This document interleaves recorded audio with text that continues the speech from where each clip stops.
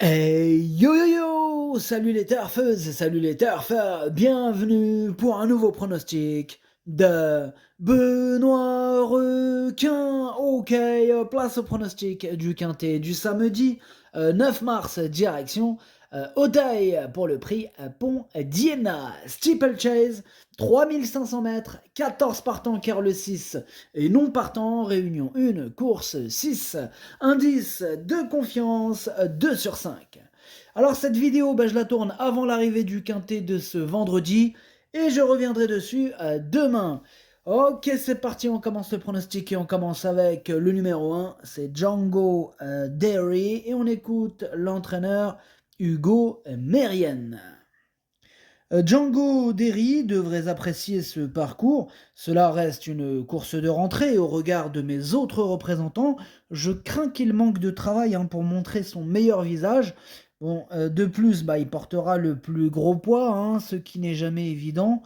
Néanmoins, sur son aptitude, j'espère le voir accrocher une bonne place.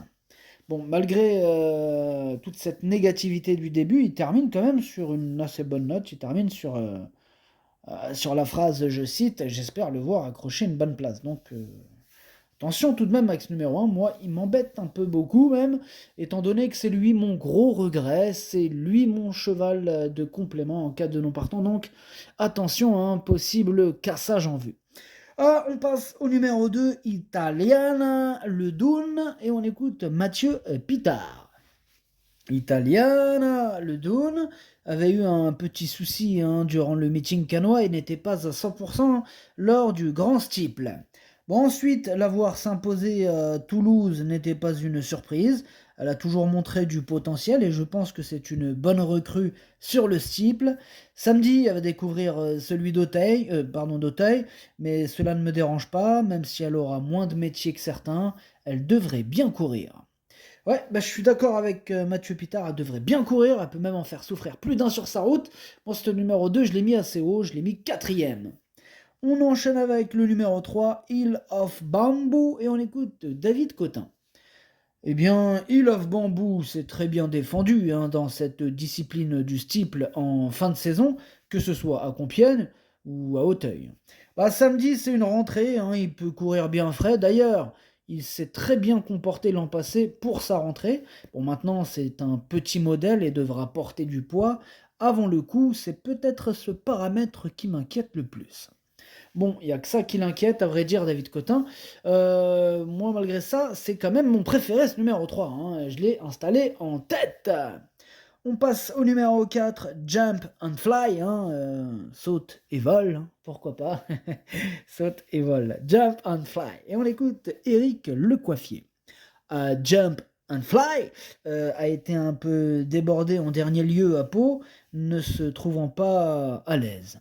Bon, il faut oublier cette course, il est resté bien, il retrouve le parcours sur lequel il s'est imposé lors de son avant-dernière prestation. Alors cette fois-ci, il affronte ses aînés et sa situation au poil s'est dégradée, mais il reste compétitif. Le terrain lourd ne le dérange pas, je compte sur ce cheval régulier. Il est plutôt positif, Eric Le Coiffier, avec ce Jump and Fly, ce numéro 4 que j'aime bien aussi. Je pense qu'il est capable de faire un truc. Moi, je l'ai mis cinquième. On passe au numéro 5, Espoir de Noël, et on écoute Fabrice Fouché. Eh bien, Espoir de Noël ne m'a jamais déçu. C'est bien simple, cet hiver, je l'ai dirigé sur le steeple et il s'est très bien comporté. Dernièrement, il m'a montré qu'il pouvait être compétitif à cette valeur et cet engagement est idéal. Maintenant, il n'aura contre lui que de découvrir les gros obstacles d'Auteuil, mais cela ne m'inquiète pas. Voyez-vous, sa forme ne fait aucun doute, on se déplace avec des ambitions. Mais il est super chaud, Fabrice Fouché, avec ce numéro 5, Espoir de Noël. En tout cas, ce numéro 5, moi aussi, me plaît beaucoup. C'est évidemment une première chance. Il peut même gagner. Moi, je l'ai mis deuxième, mais il peut très bien gagner. Question de parcours. On passe au numéro 6, qui est non partant.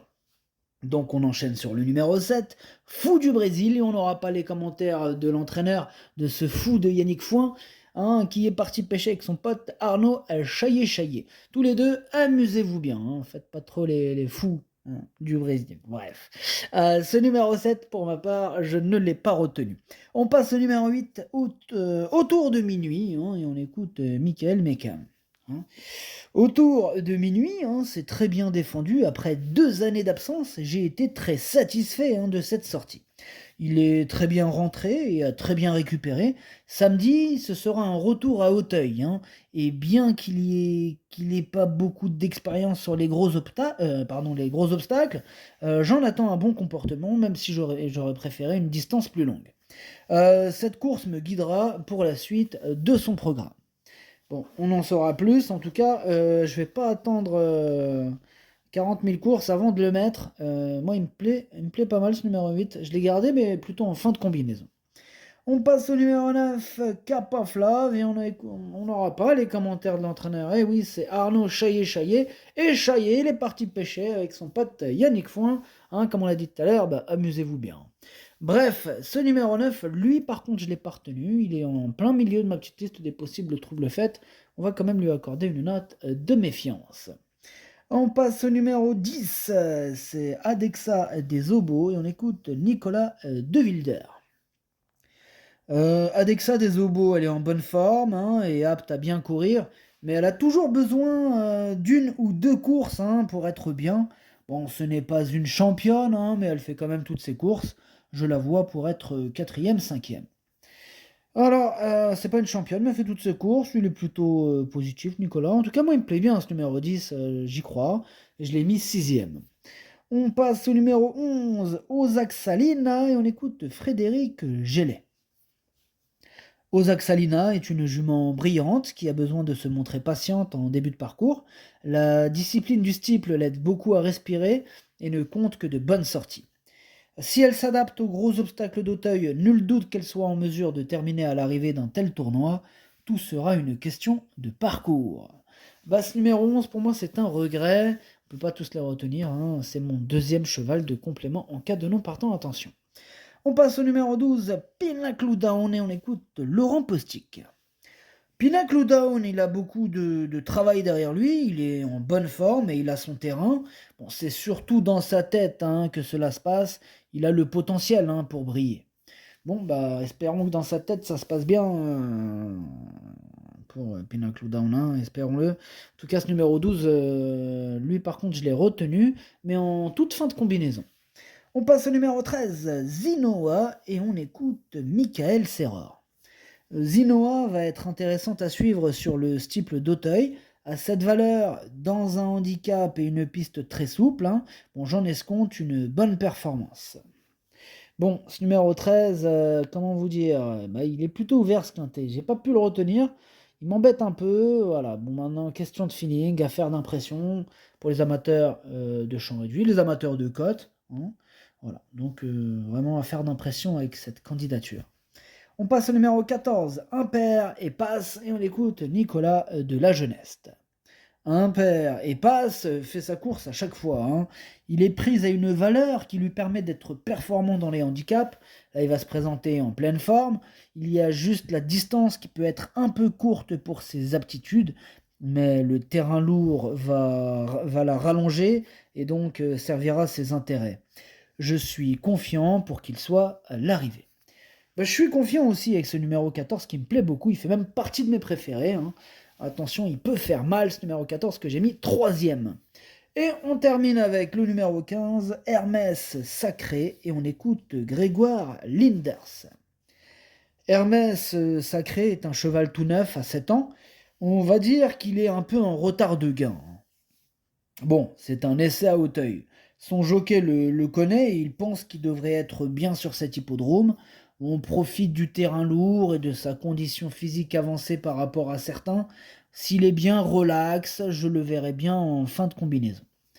Ouais, c'est pas une impossibilité ce numéro 15, hein, et c'est pour cette raison qu'il est ouvert ce quintet, car ils sont nombreux à pouvoir espérer se mêler à l'emballage final. Ce numéro 15, je l'ai pas retenu, mais c'est lui le chef et le capitaine, hein, de ma petite liste des possibles casseurs de tickets repérés, attention.